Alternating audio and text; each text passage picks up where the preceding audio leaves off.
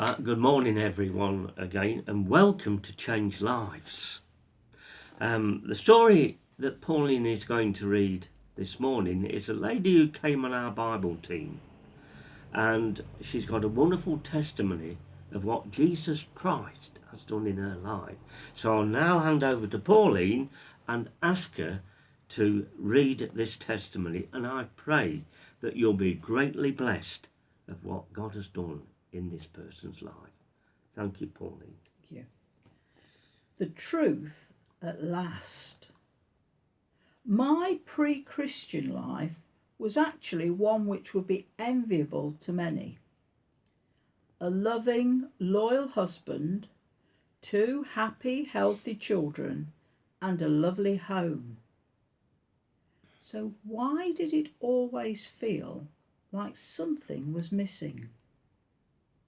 Despite my loving family, I often felt overwhelmed with loneliness and realised this had been a recurrent theme throughout my life, going back to early childhood. My parents and 3 brothers never understood my obsession for the supernatural, and most of my memories of my youth were of feeling very much like the proverbial black sheep of the family. So I suppose I'd always been searching for the missing piece. I made the mistake that so many people nowadays do. I looked in all the wrong places, and believing there are many routes to God, I must have looked into every faith, religion and New Age philosophy out there. But none of them felt true. And they all seemed so complicated. I was scathing when Christians told me that the only route to God was through Jesus Christ. Well, to cut a very long story short, hundreds of self-help books, New Age therapies and immeasurable amounts of alcohol later, I realised I'd possibly dabbled too much and began to actually feel quite scared. I had never considered until now that I was on a very dark path and living a life led by occult practices. Until this point, I had considered what I was doing to be harmless. And as a result of this growing fear and anxiety, I felt a real need for the first time in my life for prayer.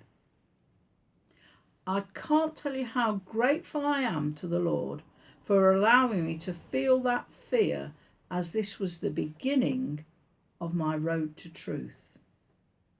When I look back now, it's easy to see all the times that the Lord did try to get my attention.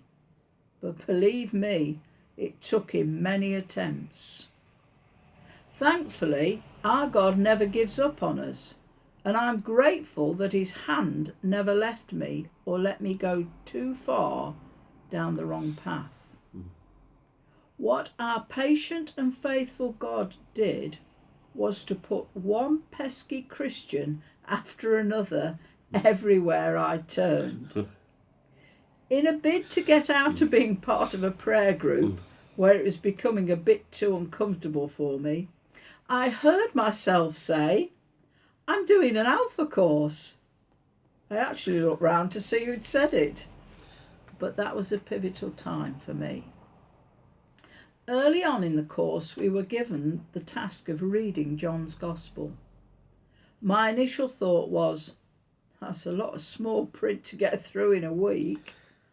However, I committed to it, and the very first time Jesus said, "Very truly, I tell you," I really felt that not only was this the truth, but that he was speaking directly to little old me.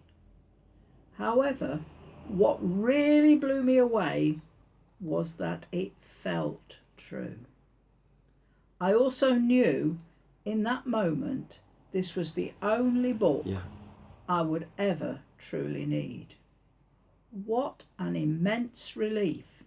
How awesome that I found in that instant what I'd been looking for all my life. I know who I am, I know where I'm going, and I know I will never feel alone again. Wow. That's an amazing What story. a testimony. And particularly at this time when we're coming up towards Halloween, when people dabble in all sorts of strange things. It's good to know someone who's explored the occult and the New Age and the pagan practices and has found that Jesus is who he declared to be. I am the way, the truth and the life. Nobody comes to the Father except through me. And so we ask you to consider Jesus and to call out to him just as this person did and found true life. We bless God for changed lives and we thank you for listening. And we look forward to meeting you again another week as we share another life that Jesus has changed. Can I just say that if people have watched this and you need help, get in touch with a local church pastor. Ring him and say, can I come to see you? Because you'll need help so that you can be free today. God bless you. Thank you.